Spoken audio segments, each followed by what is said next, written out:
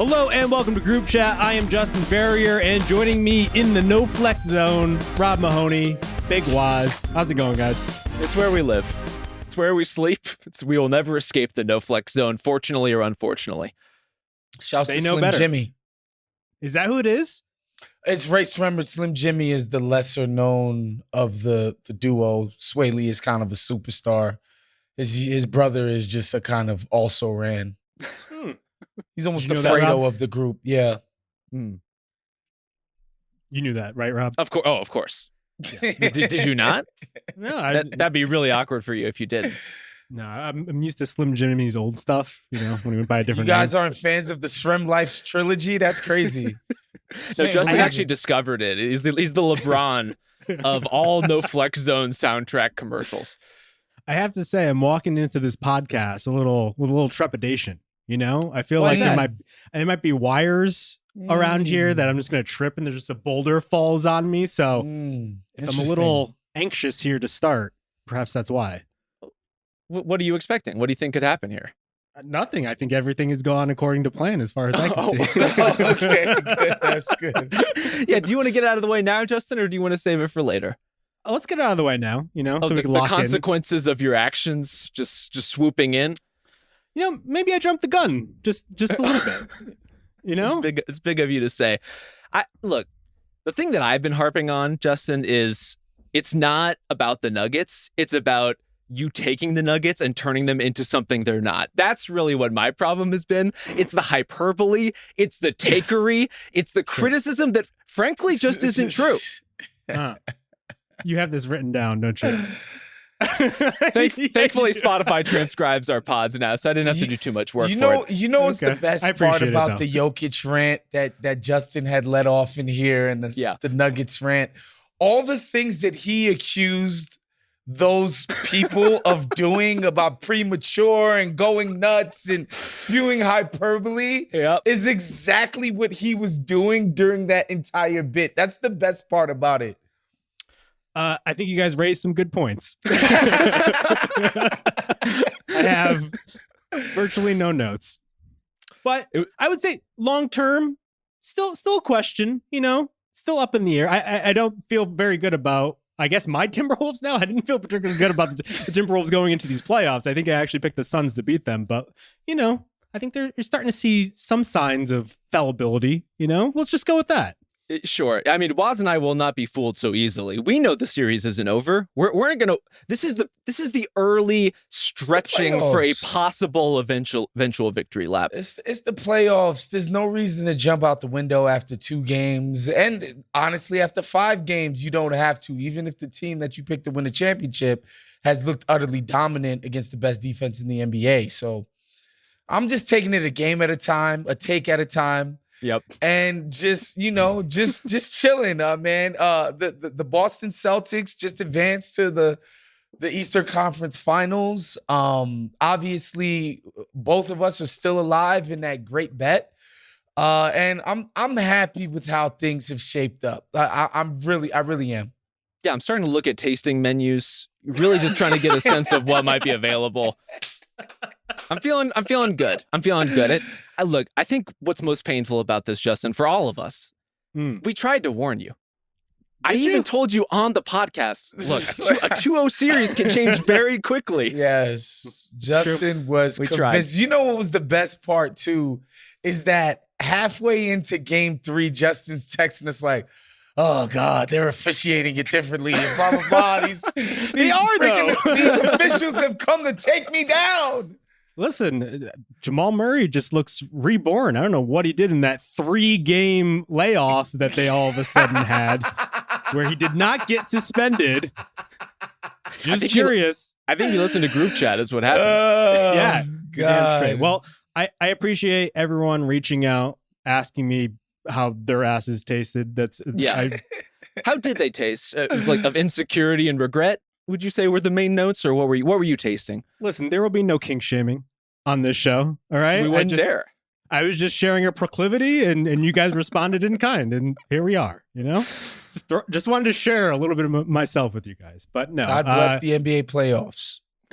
There you go. I feel like we're 1-1. At the very least, Waz and I are. You know, wait, what is the 1 and the 1 in terms of freakouts? Waz had his Boston thing in the first round. I had my Denver thing this round. Rob, if you want to do something in the conference finals, you're more than welcome to.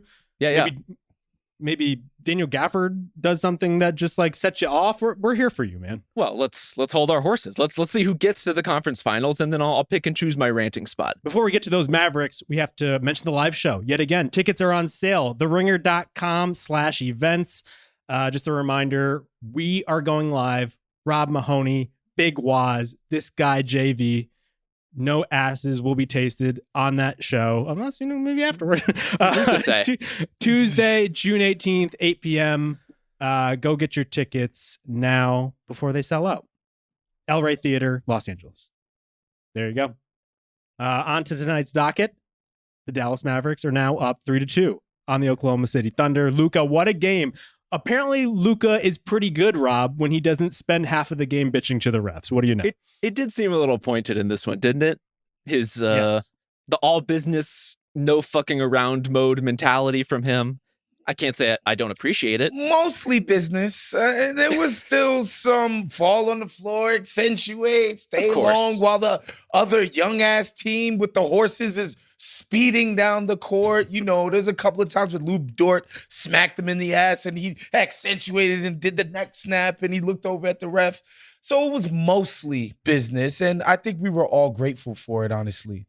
Yes, but who among us is not a little dramatic at times? And I frankly think he earned it. Who among us? Yes.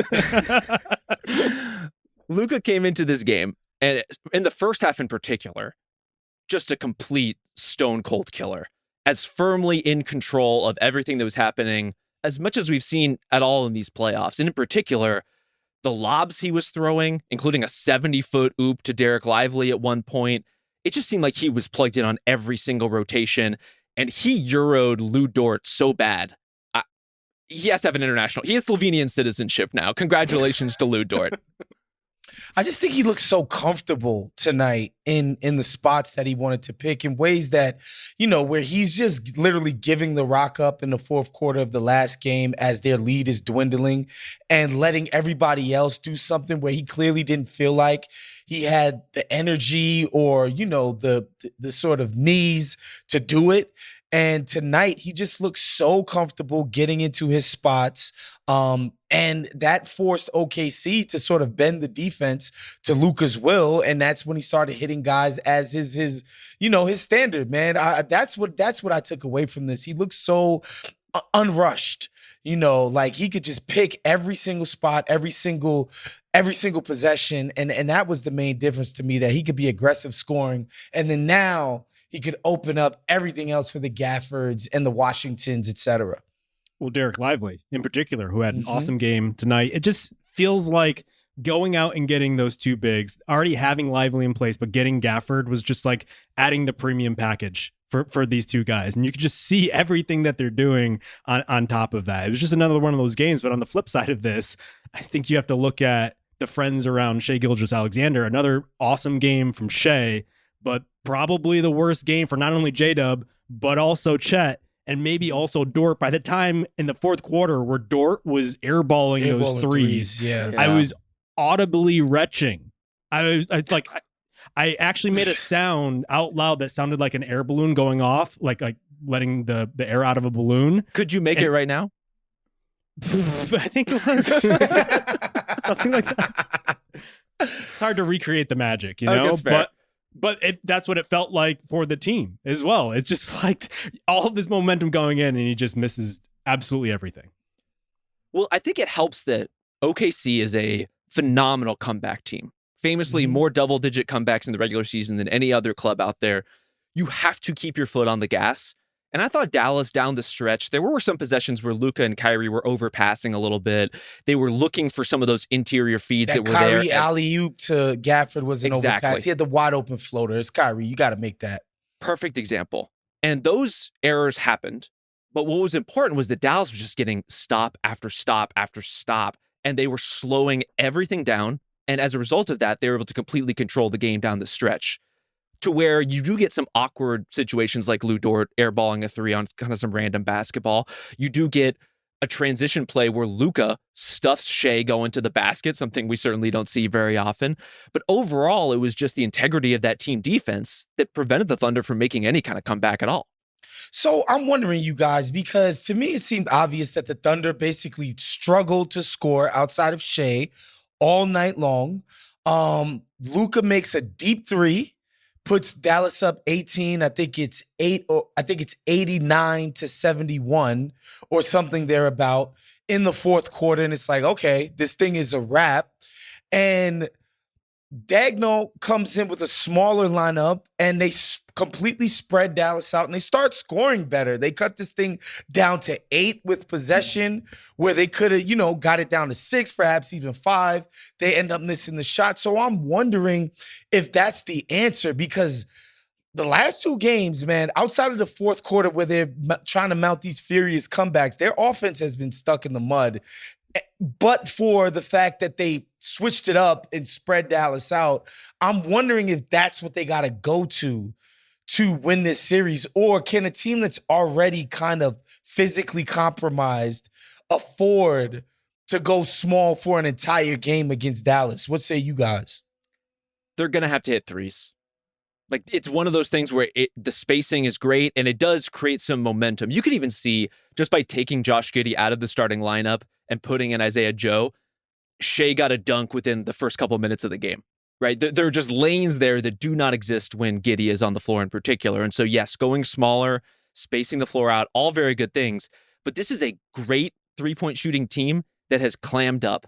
And it looks like their confidence in those shots is a little shaken. And in particular, J-Dub has always had a little bit of this, but he is a fairly reluctant long-range shooter, despite the fact that he's good by percentage.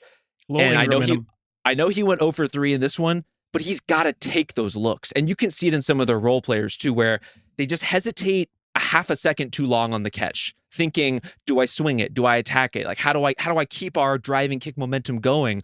Sometimes you just got to let it rip. And I don't think the Thunder are letting it rip enough. And it's ultimately kind of costing them in the confidence going into those shots.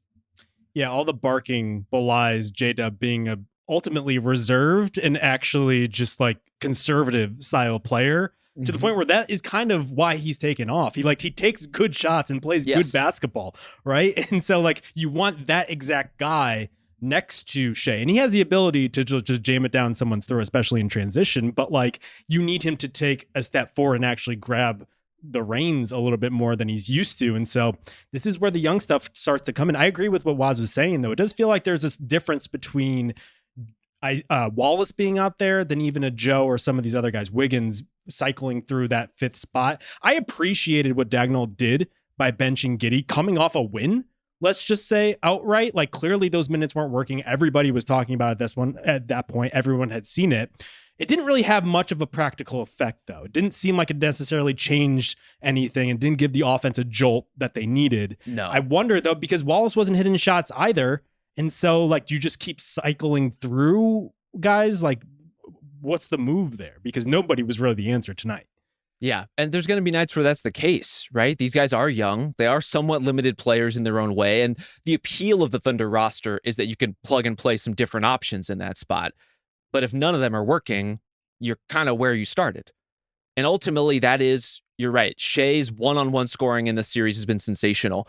Chet, ultimately, I don't think they've been able to keep him involved in the main action enough. And so he goes long stretches where he is just spacing on the perimeter, which isn't a great use of his talents. Like, he needs to be contributing in different ways and more ways than that, especially with the way Dallas is closing out to everybody right now.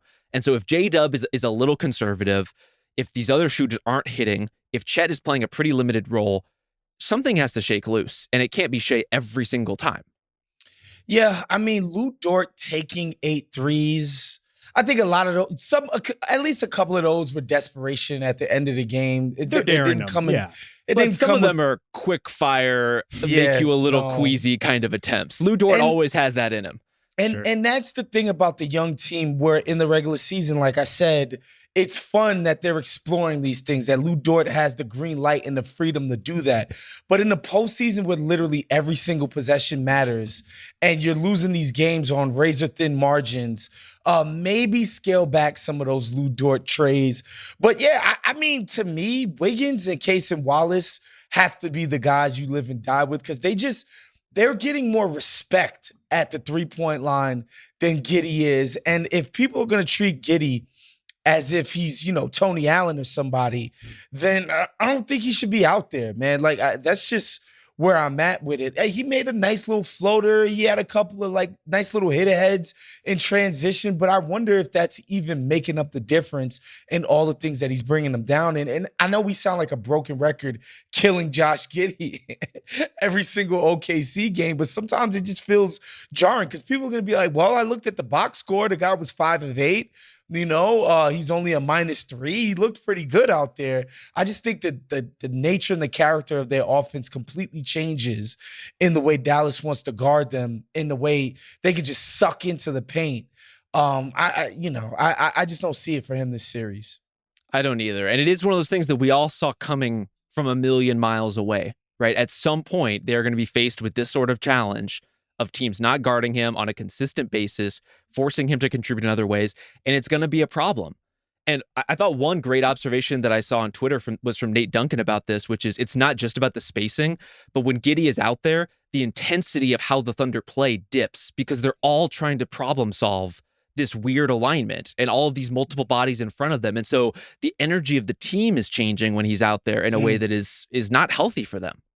He has a little bit of a controller glitch issue sometimes where things just don't seem to process as well as you'd think, especially because he has such good vision on the offensive end. And it's the thing that we talked about before, maybe it was last episode, where it's like on one end, someone could be just like preternaturally like a genius and just be able to see things other people don't. But then on the other end, it's almost like they can't tie their shoes. And he kind of has that, and you watch it and it's just like things are happening and pinging around him and he just doesn't react fast enough. And so I ultimately wonder, though, if we're just at Occam's razor with this series. The Thunder comeback in the previous game was incredible and they deserve all the respect for that. I mean, we should probably invoke the Vince Carter "it's over" rule at this point. It's not over rule, but I just think like the past few games, the Mavs have probably been the better team. They've been the better large, team for the majority of these past 2 games. Yes. It's been pretty distinct. The Thunder don't. Yeah. Well, one thing they had that the Thunder didn't is Derrick Jones Jr. Like that's the kind of player and the force you're getting from a random role player on your roster. In this case, a starter, but a good one.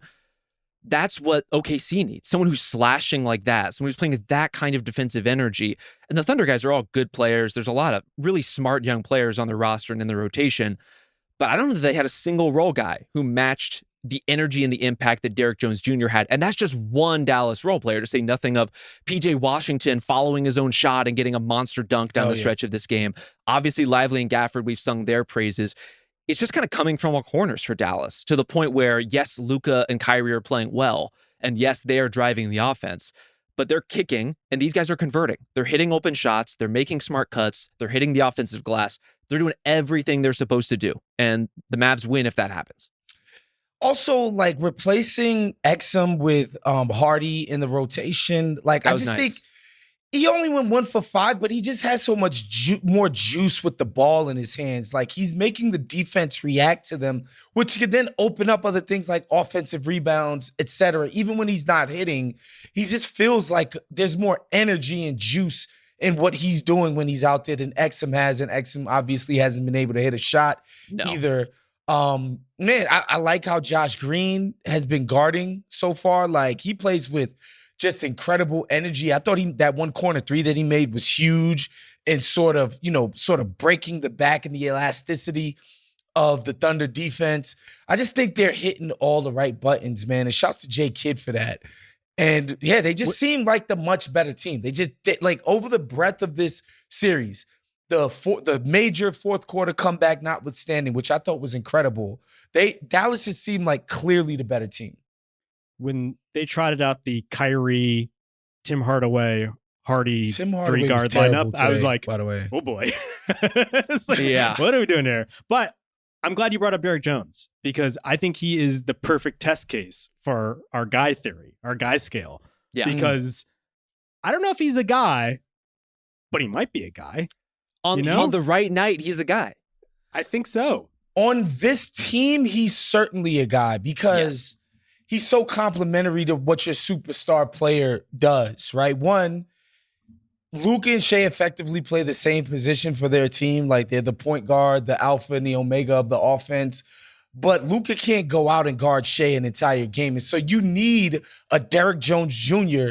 who can do that. And, you know, Luka's just this incredible passer and he's getting all these cuts, these alley-oops. And, you know, you just need a couple of games where he makes 3 threes in the playoffs each series, right? You don't need him to, you know, basically stretch the hell out of the defense every single night. He doesn't need to be relied upon for that. But, man, those games that he does make a couple that the other team's not expecting, it's just beautiful icing on the cake because he is the guy harassing Shea. And, like, believe it or not, he's keeping, you know, Shea from dropping 45. Like, 32 is a dope game, but 45 is better.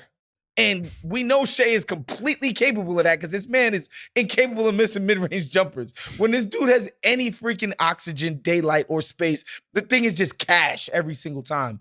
And, you know, Shea is a superstar. He's proven it this playoffs, but I think Derrick Jones Jr. is doing a good job of letting it not get completely out of control in ways that say maybe like Rudy Gobert couldn't last night. Yeah, do we want to dip into the Rudy Gobert discourse at all?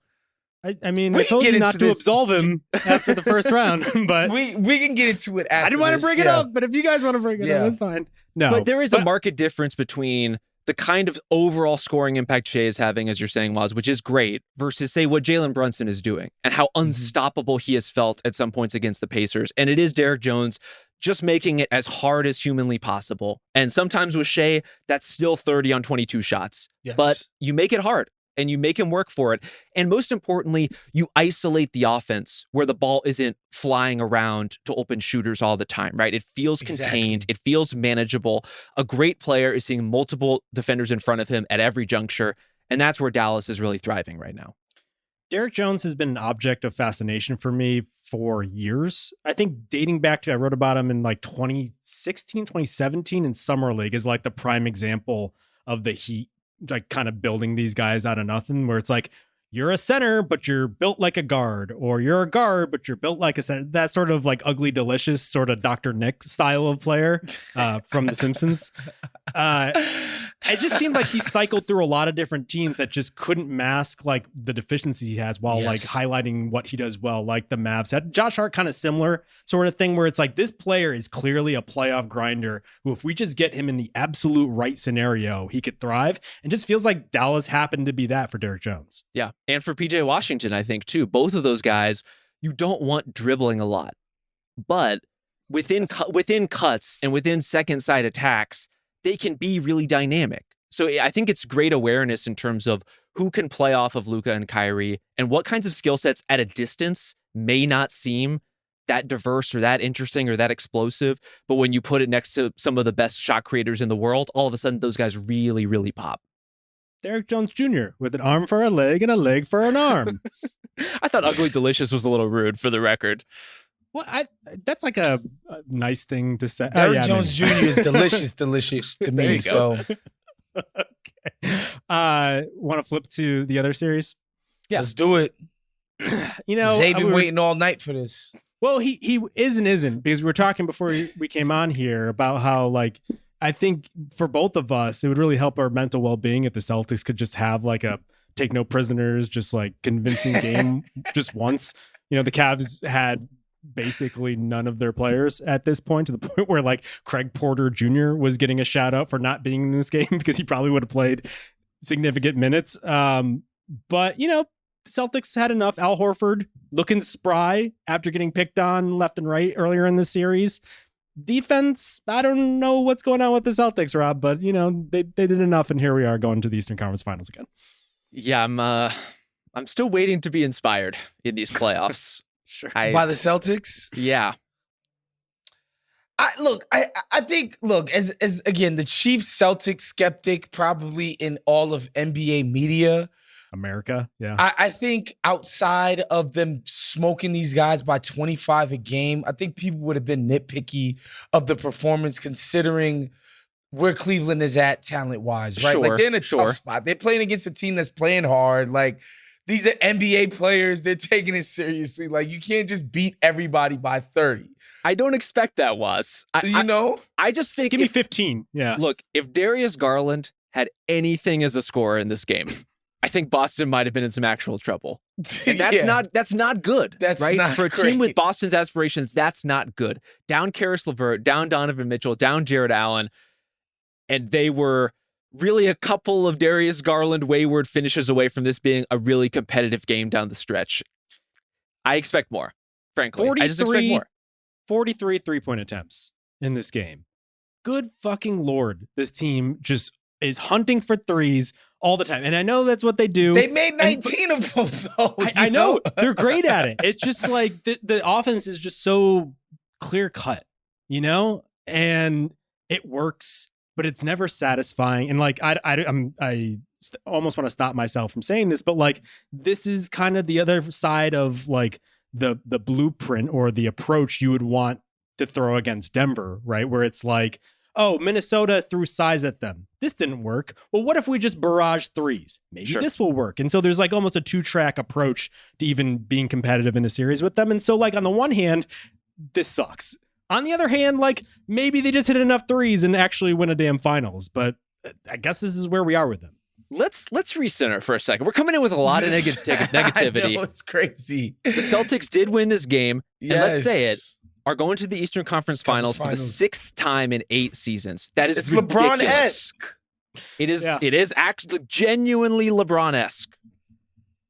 Incredible franchise level achievement, and considering that the core guys have been here for that run, an incredible achievement for them as well. I don't want to gloss over any of that. And I think there were some positive things in this game. For example, Derek White, who I think had kind of an off series. Him starting to hit shots, I think, is a great omen for them moving forward. Obviously, that wasn't always going to be the case, but you want to see more of Boston's guys get kind of online, especially as long as Porzingis is out. They're going to need this core heavily because the Peyton Pritchard minutes aren't always going to be cute. He threw a layup off the bottom of the rim in this game. I wasn't thrilled about it. That's right.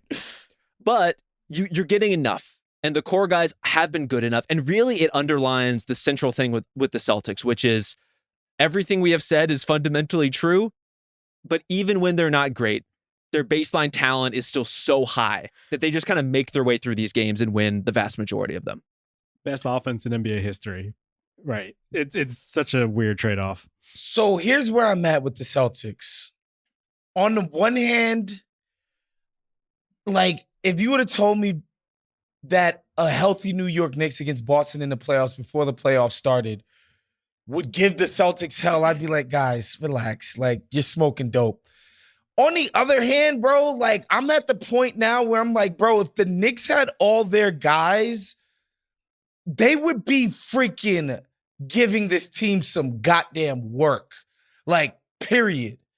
On the other hand, the Knicks don't have all their guys. The Celtics are clearly better than whatever comes out of that series. They're going to go to the NBA Finals. And guess what? If Jamal Murray has a hamstring tweak or MPJ has a thing or Jokic gets an ankle or whatever, they're in prime position to win a championship. Wos, like, don't be giving away our dinner reservation just that. Yeah. Wait, I don't even know why I'm penciling in. Also, if that happens, what you just said, is that the least satisfying championship in history? Why? Why does it have to be? Like, I don't understand this idea that championships have to happen against the most pristine opponent. Like, again, put it like this. In 2016, Steph was coming off of a bum ankle or a bum leg or a bum knee, whatever it was. I don't even remember. Nobody cares anymore. They lost. It's a historic championship for the Cleveland Cavaliers. Like, it is what it is. Like, I don't believe in this notion that your opponent has to have like sterling, injury luck in order for you to feel enthusiastic about the achievement. I don't believe that. No. If the Celtics get to the finals and somehow beat a team that is also there, I'm giving them all the credit because I don't believe in these cats. Like, what would we do as podcast historians? We're supposed to be the ones filling in the gaps. We're the watchdogs keeping track of history. Hey, Justin, you know what's sick? Yeah. Winning a championship. Yes. being a hero in that city for the rest of your life. And also, Justin, do you think there's a single team left in the West bracket that the Celtics could steamroll? Like, just this idea that you're like, oh, it'd be the saddest. It would be hard as hell for them to win the championship. And they would deserve the credit for achieving that.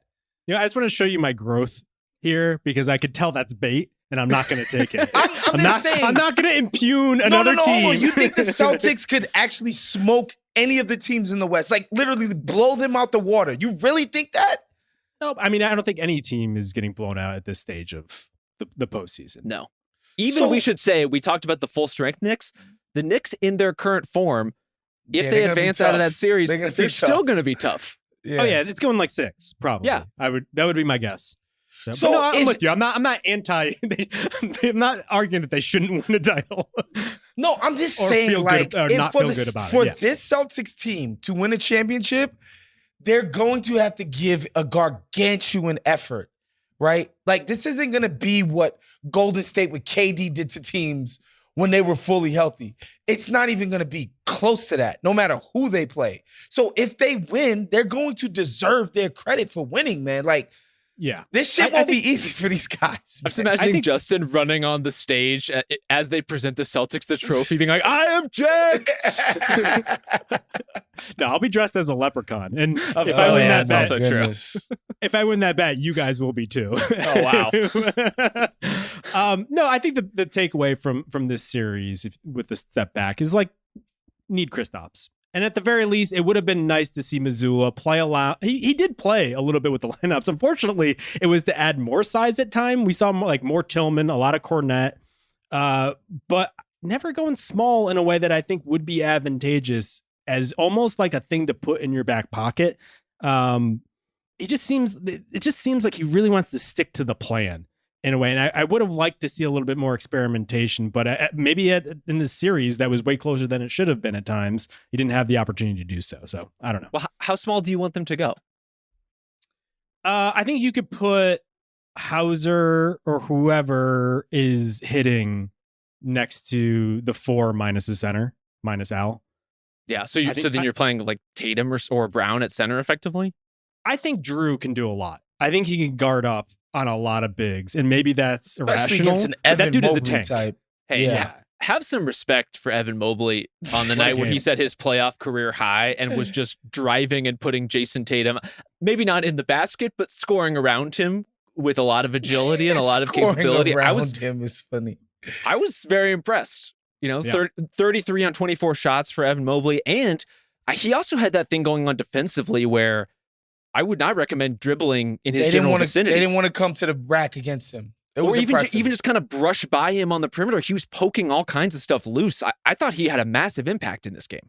Well, can we circle back to the question we talked about last pod or 2 pods ago? I was on the fence of like Mobley at the 5 full time. I'm kind of convinced at this point. I think you just go full bore, maybe get rid of Allen or whatever. Maybe just like bring Allen off the bench if you have to. But like Mobley at the 5 is unleashed in a way that, he hasn't been up until this point. As far as Mobley at the 5, just seeing the pick and rolls with him and Garland and the free runs to the rim that Evan Mobley was getting by virtue of having shooters.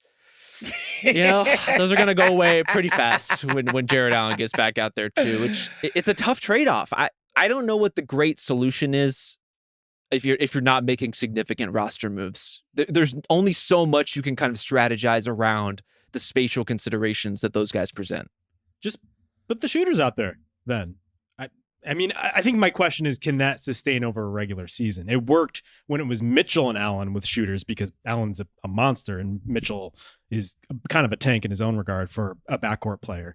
Can Garland and Mobley sustain as your point guard center combination with 3 shooters who don't have the heft of like the Nuggets 2 to 4? I don't know. I do have one question as far as this game. Do you think Sam Merrill and Sam Hauser ever just lock eyes across the court and just have like a deep moment of spiritual understanding? Do you think it's like hey, look at us? It's what me and Strus do whenever I'm at a game.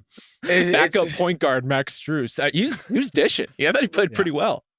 It's a great moment for, the draft that we had in Indy for sure. There was certain moments where Cleveland had like 4 white guys hooping at one time. I was like, man, this is the playoffs. This is kind of insane. But I thoroughly enjoyed all of it. So that's a good segue to the Cleveland Cavaliers offseason, because they might be playing a lot of those guys a lot of minutes next year, depending on how they navigate the next couple of months. There was an Athletic story, surprise, surprise, pretty much like an hour after the buzzer on this one. Someone had a really good tweet. I forgot who it was when Kendrick had a diss track just ready when Drake dropped one and be like, what is this, an Athletic like story after a team got eliminated, which I really appreciated. I think the big takeaway from that is it sounds like Mitchell might be on the fence about sticking in Cleveland if the 4-year extension is put in front of him. And I think we had been operating on the assumption he was gone no matter what. We'll see. But I'm curious, if you know these players better than anyone, do you see that, like him sticking in Cleveland? And if you were in his shoes, would you choose to go back to Cleveland and be the guy, as opposed to some of these other options that don't seem as clear of a fit that maybe we would have expected like 2 years ago when we had this discussion? So what's interesting is that you saying like you feel like he's on the fence. I read the story and it sounds like Cleveland is saying the dude's going to sign his extension. That's what it sounded like to us. Because if they were actually worried, I think the tenor of that Shams piece would be, he has a deadline to sign his deal, and when he doesn't, we're shopping his ass. And that was not the tenor of the story. It's like, dude is probably coming back. And to me, that feels like a little bit of a Paul George and OKC sort of wink-wink situation, whereas, look, I'll sign the deal, the extension, whatever you want to call it. And if this thing happens to go off the rails in any way, we'll work together to get me out of there, which is what ended up happening with OKC, where, everybody was just shocked that Paul George signed back with OKC after he spent like 4 years before that, letting everybody know publicly and privately that he wanted to be in LA. And then ultimately, he stayed an extra year. They moved him to the Clippers. Everybody was happy, right? That's what that feels like is happening to me with this Donovan Mitchell news. What I found most interesting was just the collaboration on the part of CAA and Clutch on this story, where, Darius Garland is like, look, man, like, the way this roster is constructed doesn't work for my career. I'm not being optimized here, and we need to get me out of here. And Donovan Mitchell being like, look, I'm happy to stay. Get us a new coach. Like, it's cool. Like, everything is going to be fine in the future. I enjoyed that aspect of it. Allegedly. According to sources, yes. Dude, but do they need either of those guys if they have Marcus Morris, is my question.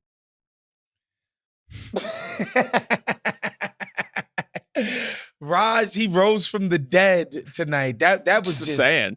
That was just nuts. The amount of ISOs that guy was getting, post-ups, it was like 2018 again. Kind of nuts. But yeah, I mean, I don't know. It sounds like, and people have been kind of whispering this, that like Mitchell's going to end up staying and Garland will probably be the guy that gets moved, which I think is interesting too. Like, what kind of package do you even accept for Garland at this point? Are you looking for guys that could come in and help Mitchell for his quote-unquote championship aspirations over there? Are you looking for picks as your compensation? I'm interested to see what direction they even take that. But I think it's clear that the main pieces don't feel like they complement and work together in an optimal way, and they should be making changes. I kind of agree with the idea that they should try to switch up this nucleus. Yeah, I thought the combination of Garland and Mitchell, when Mitchell first got traded there, that between them, they would have enough playmaking to make it work. And most importantly, that off ball, they could both be good enough shooters to make it work. The Cavs offense isn't really structured for them to do that, for them to do a lot of movement shooting. And I think what's been disappointing from the playmaking perspective is Garland is better for guys like Mobley in a lot of ways as a setup passer. But Mitchell is so clearly far and away their best attacker, to the point where he has put them on his back in these playoffs and taken them as far as he possibly could before his body shut down. And so what do you do with that? Because it's very clear that Garland alone does not take you anywhere meaningful anyway. For the most part, had a pretty disappointing playoffs on top of a pretty middling season. And especially in this series, had lots of opportunities and lots of space against the drop and wasn't really able to make a lot happen in terms of generating his own offense. And if you don't have that, you need Mitchell desperately. And so I don't know how you resolve that kind of inherent conflict between them. it does feel like two different paths, right? It feels like almost Mitchell and Allen are a twosome that works, and Garland and Mobley are a twosome that works. But if you had a choice, you would probably take Mitchell over Garland if he wants to stick around. But to Waz's point, like if you're on the Mitchell track, are you accelerating things and doing things to take advantage of the now in a way that maybe won't feel right for some other players, Mobley in particular? So it gets more knotty with Mitchell, but I agree. Like if he wants to stay, like he should be your guy, because Garland just like he hasn't felt right to me there, and I feel like he kind of needs to change the scenery. Here's the thing too is one, I want to give props to Donovan Mitchell because I was really critical of him after that Knicks series last year, where he just completely shat the bed. There's just no two ways about it. He came out and had an excellent regular season. When Garland and Mobley went down, the Cavs ripped off that amazing string of wins where he looked particularly awesome and the offense made sense for the first time since he's gotten there. And he was really good in the playoffs this year, both rounds. He showed that he probably was like a little dinged up last year. And there was no oxygen within that offense for him to do anything, and he improved upon that. But to me, it's like, if you're the Cavs organization, are you satisfied basically building what Utah once had by the lake? Is that what we're headed towards? And make no mistake, they had number one offenses. They had number one seeds in the Western Conference. Like, they achieved some nice things, but like, is that what you want to pursue? Just for the sake of accuracy, Utah also by the lake. Fair. Just want to clear that up. Yeah. Here's an idea I have, because we're at that portion of the podcast. Would you challenge trade? You'd have to figure out the math, but I'm just saying, like, player for player. Is this like the kind of deep bong rip idea? Like, are we really cranking it up now? Is that what's happening? No, but I have those too whenever you'd like. Who says no? Franz for Garland. Magic say no. Yes.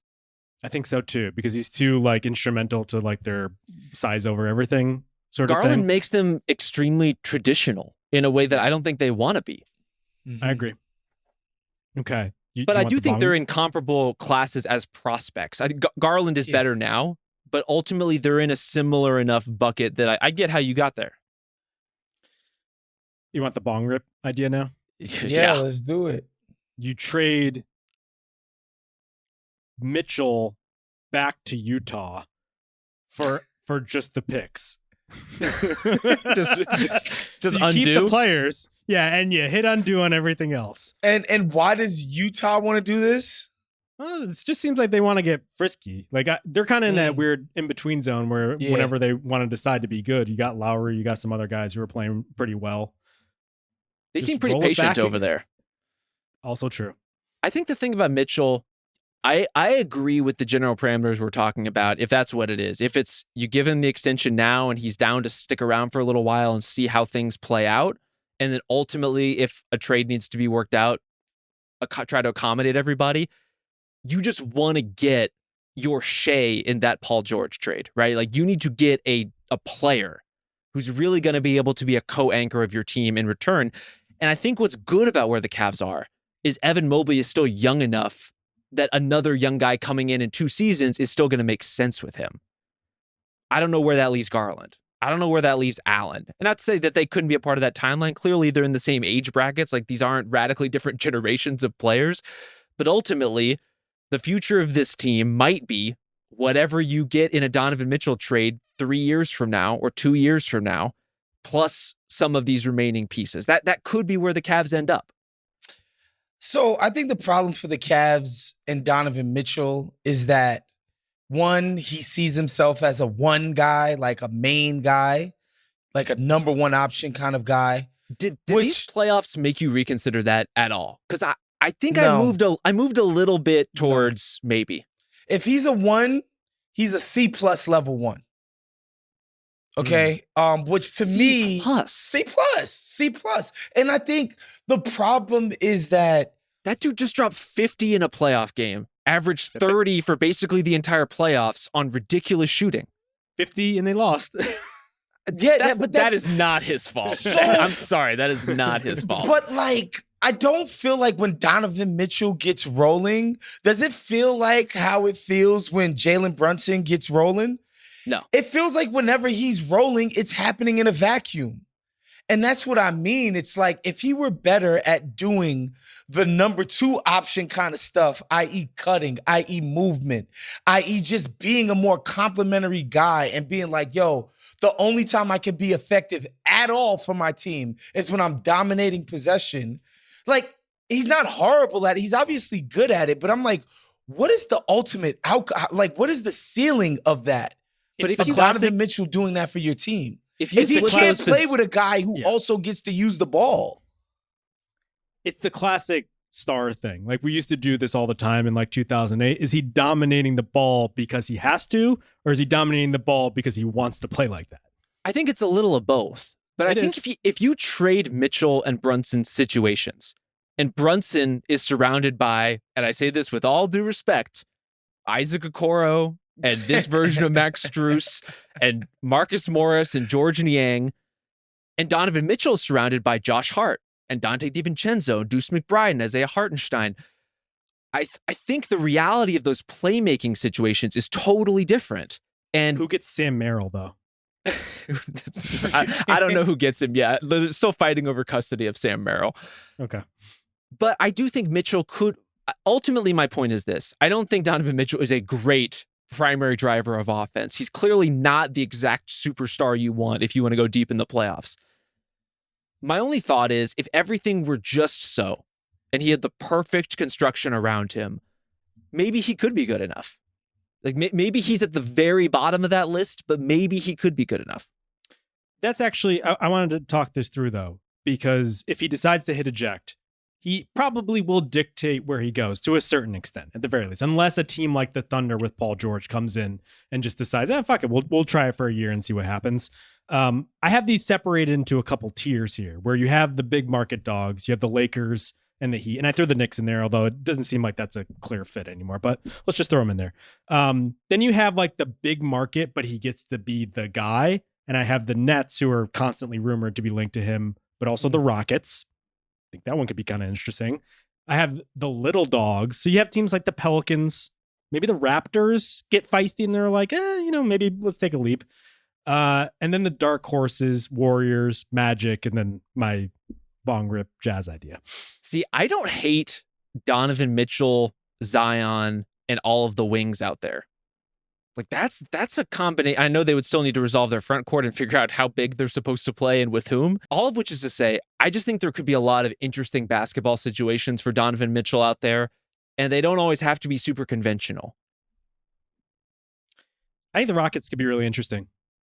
As like you just take the thrust you had with Mikal Bridges at the deadline and just like divert it to someone with a little bit more offensive Jalen Green is the Shai Gilgeous-Alexander of the deal? Yeah, I mean, that's the big question. Like, how much has Green vaulted in your estimation that he's no longer just the throw-in young sweetener? He's like a guy that, like, if we keep him, maybe we build things around. I don't know. I gotta say, if I'm the Rockets and I'm watching what Ant Edwards is doing in the playoffs, I want to believe that Jalen Green can someday be 75% of that. Yeah. The best thing that can ever happen to you is someone who is vaguely reminiscent of you becoming wildly successful. And just banking on the idea that, like, yo, what if Jalen Green figures it out? With his physical gifts, man, like, he could really be a difference maker if that becomes the case on defense, on offense. And so I'm still pretty high on Jalen Green. You know what I mean? He might already be everything that you're saying. If he is the player that we saw towards the end of the season, that guy is already there. But, Tillman Furtada has been wanting to have a serious basketball team for a while, and getting Donovan Mitchell in there would automatically vault them into that conversation of respectability and like real deal playoff contention and not just nibbling at the edges of the play-in, right? So I think that's a fascinating idea for a Donovan Mitchell move. Well, why don't we flip now? Because I wanted to get into some draft lottery ripple effects. We missed the draft lottery because we recorded Saturday night. I'll be honest, I missed the draft lottery because the timing was so weird. It was on a Sunday, like before the game started, and I just didn't watch it. I have to say, I fucking love the draft lottery. Like, it's just one of the dumbest things that we do as a sports culture, sports watching culture. And to miss the ping pong balls for the first time in a very long time, I was pretty disappointed. Can we get you in the room next year? Oh, that would be incredible. I would say something I probably shouldn't at an opportune moment. Come on. I would love that, and I would love you to come report back about it. So I think we might need to make that happen. Verrier is not Zach Lowe level. He can't get into the lottery room. Are you shitting me? They're letting more just like schmoes and joes in these days. Well, I don't know if it's schmoes and joes. Usually it's representatives covering the teams that have high potential picks. So there's beat writers of a bunch of teams involved. Calling the Memphis Top Grizzlies beat writer a schmo and Joe. Excuse me, Justin Verrier from the Ringer NBA show's group chat here. Yeah, are you the guy who was asking how your ass tasted? Was that you? Right, with Denver, like it's Calvin Booth in the lottery room. But I have down here, because this was a real wacky lottery, I have to say. And it was a real a bit of medicine for any tanking team that wants to go down this path, especially the fucking Detroit Pistons. Oh Good my Lord. God. Just losing 40 games in a row and ended up with the number 5 pick. That's tough. Oh my God. It's like a PSA. In a bad draft, or what people are saying, quote unquote, is a bad draft. Yeah. That's the don't drink and drive PSA. Yeah, this is your brain on tanking. It's the Detroit Pistons. Yeah, exactly. Well, I did have the Rockets down here as well, just because they vaulted into the number 3 spot. How many fucking young guys can this team actually roster at this point? Because they already threw a bunch of low-level first-round picks overboard. And I wonder, Rob, so the Donovan Mitchell approach is one idea. If they can't get that, would you revisit the Mikal Bridges idea that they had over the trade deadline? Maybe just scale back on the picks. It's more like Jalen Green and maybe this pick. Is that interesting to you at all? Oh, I mean, if it's scaled down in that way, I'm interested. I think where I get hesitant is if we're putting in the whole farm for Mikal Bridges, a player who I like very much, but I'm not giving up any real estate for. No farms involved in that transaction. So if it is just Jalen Green and a pick or reasonable draft consideration, yeah, I think I would love that for the Rockets. Yeah, I mean, if you're the Nets, it's you guys know now definitively that little stretch that Mikal Bridges had at the end of the season where you traded for him was poppycock, and he's actually just a superstar role player, and not some offense carrying star type of guy. And then you take again Jalen Green, you take a shot at his potential to be a bona fide actual star. I like it if I'm the Nets. And I get another young guy in the process as a team that's been depleted of picks. And I'm handing guys top 4 picks because of the terrible trades that I've made. To me, the Nets should be listening to that kind of thing. If the future of my team as the Rockets is Şengün, Mikal Bridges, Amen Thompson, I'm starting to see the shape of something that can really work. And that's to say nothing of Fred VanVleet and the other really good players out there now. Come on now. Look, I don't want to omit Jabari Smith in there. I think obviously had a great end to the season, especially. That's something you could be really excited about. And that's the thing about Jalen Green. Ultimately, a guy like Bridges, you can imagine the fit a little better and understand how he could mesh with all these other pieces that they have. There's always going to be questions with Jalen Green as to the basketball strategic tension between him and Şengün, between him and Jabari Smith, even at times between him and other guards like Amen Thompson or Fred VanVleet. Jalen Green is a guy who needs the ball to cook. And if you have the capacity to do that, and boy, do the Nets have it, I think it could be a great fit. If Cam Thomas is cool with it. Yes. I think if you believe that Şengün is your focal point, is a superstar in the making, then I think you make that trade. And superstar in the making? I mean, if you ask the Ringer staff, Lord have mercy. Might as well put him on a statue out there, just one of those mini statues. Have we decided if he's a center or power forward yet? Well, that's a really good question, because they did trade for Steven Adams, who's going to be around next year, and then maybe that was just for the contract, but it seemed like they had designs of at the very least rotating him in to provide what Şengün is lacking. Maybe some. I don't see those guys playing together very often. Not together, but at the very least, like, they're going to use them.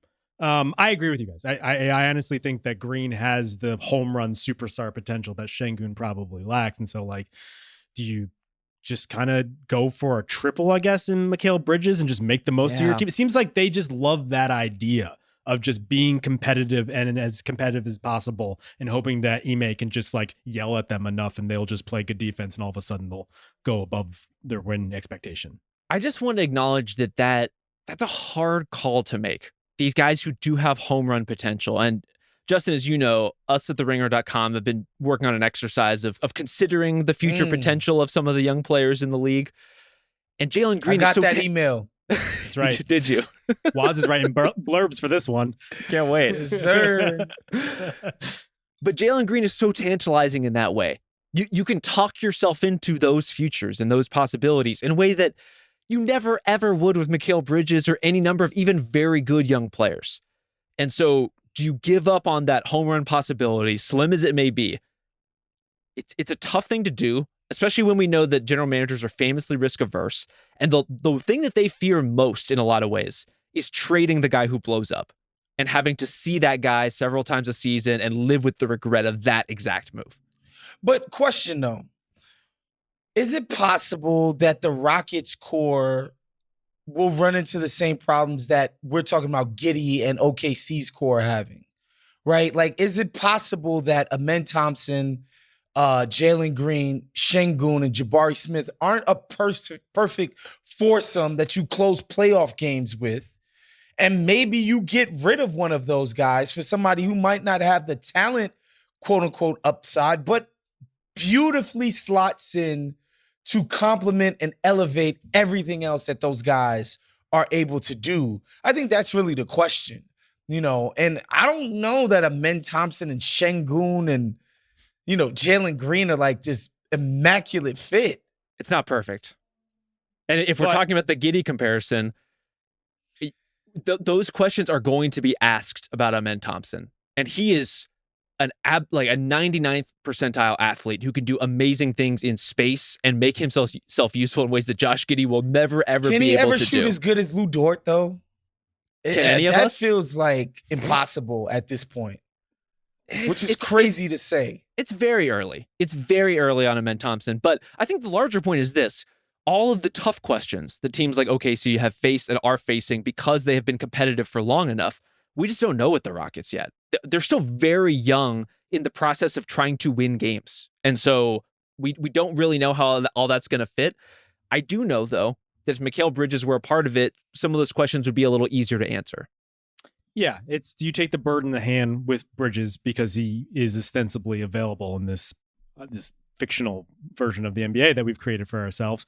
I would probably wait for a Mitchell or someone like that to actually do something, but who knows if that will come. Let's talk about Atlanta, who got the number one pick, vaulted 90 spots, and all of a sudden they're picking first in what might be the worst draft in a decade. What do we know? I don't think that we can say that. I think we should choose to be very optimistic about this draft. I think that's what this podcast should do. I watched 4 to 5 games in the NCAA tournament. I'm a fucking expert at this point. You want to talk about Stephon Castle, man? I don't. Hit me. Not yet. Yeah. But I appreciate you asking. He can't shoot, so that's a problem. But does this change anything, Woz, with what the Hawks are doing? Why? Because they're about to draft a legendary role player? Like, I don't know why this should change any of their calculation. Like, unless they thought that there was a guy in this draft who plays the 2 or plays the 1 and has the potential to be elite at it someday, I don't know why their approach this offseason should be any different. I think they should take the kid that they think is the best, obviously, and now you have that in your back pocket as far as your rebuilding efforts. And I still think they should be trying like hell to move Trae Young. Hell yeah. Absolutely. I don't think anything should be changing because they got the number 1 pick in this draft. They are in that net spot, though, where their picks are going to be flying out the door. And so the prospect of, taking Alex Sarr, for example, taking the young guys you have on the roster and liquidating Trae Young and DeJounte Murray, and then you just give up your first-round pick to San Antonio next year, that doesn't feel great. And so I think this maybe allows them to have their cake and eat it too, in a sense where maybe you trade one of Young and Murray if that's what you're inclined to do. But you don't have to bottom out. You have a nice prospect walking in the door. You have some good young players already, like Jalen Johnson. Kind of roll the dice a little bit, kick the can down the road, see what other young guys or picks you can get in the door. But there just isn't a lot of motivation for the Hawks to be bad. And so I suspect what's going to happen, as often happens, is that they just kind of muddle along in a half-formed version of themselves until they're forced to ultimately collapse.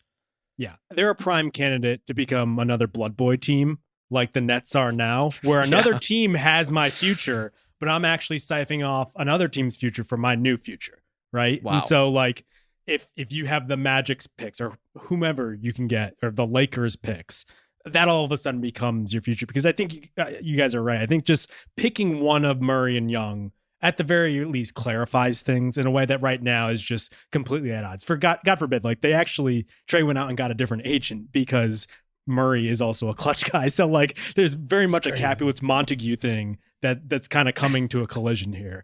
And so I wonder if you could be okay. Honestly, are they that much worse if, let's say, they have this number one pick, just Murray, and then whatever they get from this trade? Probably about the same next year. And then you just go from there. I think that might be their best path. Not a lot of best paths for them, I don't think. Yeah. I love Jalen Johnson, though. By the way, love Jalen Johnson. And by the way, I think even if they were, honestly, if there was some Derek, you know what? That's a lie. If there was a Derrick Rose type of prospect, or, you know, all these guys from the past that we were just so excited about, and they played the position of one of these two guys, I think it would clarify things, and it'd be like, yeah, these one of these guys has to go immediately, make room for this generational prospect. I guess, yeah, if they did have something like that sitting for them at number one, it'd be a totally different conversation, but they don't. And so they could just carry on business as usual with, you know, tinkering with the trade machine as if they were Justin Verrier. Keep calm and Blood Boy on. Yeah. Not even a laugh. Not even a curse. I just You've worn out all your goodwill on this podcast. It's late. We're an hour into the podcast. Just last one briefly, because San Antonio ends up with 2 top 10 picks, because San Antonio clearly hasn't had enough luck over the past year or two. So they're at 4 and 8 now because the Raptors tanked their goddamn heart out and get nothing. And I actually appreciate that, because that's what you deserve. But the Spurs, you doing anything with this? Are you saying Wemby could probably be in the MVP conversation next year, go get a guy with these 2 picks, or are you slow playing this? I'm slow playing this. What do you think, Woz? What's the rush? I'm like, and also, look, Wemby's gonna be really freaking good next year. They're not gonna vault into contention with the guys around here. And I don't know that like some major trade makes them some big contender either. I think they need to be trying to make a well-rounded, deep roster. And now that they know what they have, and maybe getting some guys that might be complimentary of what this future superstar is going to be doing for you. Like, to me, that's the play there. Get some young blood in there. Get some talent in there. Don't be so thirsty to like get a bunch of veterans in there that's going to, you know, take a bunch of shots and act like they're big dogs. Especially when you think about the Spurs roster, outside of Wemby, how many guys on their roster currently are you super confident will be on the roster in 2 years, or you would feel great about them being on the roster in 2 years? I think that's the question. Yes. And so for me, what I'm doing in that situation is I'm using both picks and taking 2 pretty good swings with lottery talent, and maybe one of them works and one of them doesn't. Maybe they're both kind of underwhelming because the whole draft class is underwhelming. But you're giving yourself 2 shots at young players who could be a fit for your roster. And as Woz kind of alluded to, moving toward a model that's a little more depth-based and a little closer to, say, what the Thunder have rolling, where they have a lot of options, a lot of young talent, and you worry about everything else later. But let's get a generation of guys going here in San Antonio, because right now everything's a little disjointed. Yeah, if you were more convinced that you had a rock solid core, that you just needed another star to play next to Wemby, and all of a sudden you're rolling, then it makes sense. But it's just like Vassell and Sohan and Johnson. I mean, I like Vassell. Champagny, Chetty Osman. Right. Is Charles Bassey still there? He is, but I believe he's still hurt. Stuff for him. Yeah, it seems a little just a sick core. Yeah, but you're right. I mean, look at the teams that are excelling in these playoffs. A lot of depth, a lot of young guys, and as the kind of complications of the new CBA come in, you're probably going to see teams moving off of guys they maybe shouldn't because they're worried about some of those punitive taxes. So if you have like a second generation coming in behind him, I wonder if we're going to start seeing more feeder systems where it's like, oh, we have to pay Dort again. Actually, let's not, because we have Wallace ready to maybe slot in and start. Try to go find your Jaden McDaniels, right? Try to go find your J-Dub. Try to go find these guys. Try to go find your Isaiah Joe. Some damn shooting around Wemby. Like, try to go find these guys for your prize piece. That's, to me, getting two cracks at it. You know, show off that alleged Spurs scouting that they're so damn good at it. Player development. Show that shit off and find two guys to bring around this dude.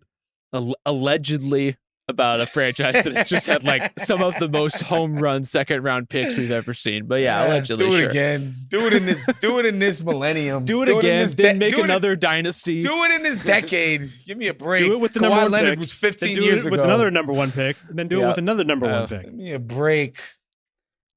All right. Let's wrap it there. Thank you to Isaiah Blakely on production. Thank you to Steady Eddie Ocampo for jumping back in here and helping us out. Thank you to Ben Cruz. We'll be back on Saturday. Keep watching us on YouTube. Keep listening to us on all your favorite podcast players, hopefully Spotify. And we will see you then.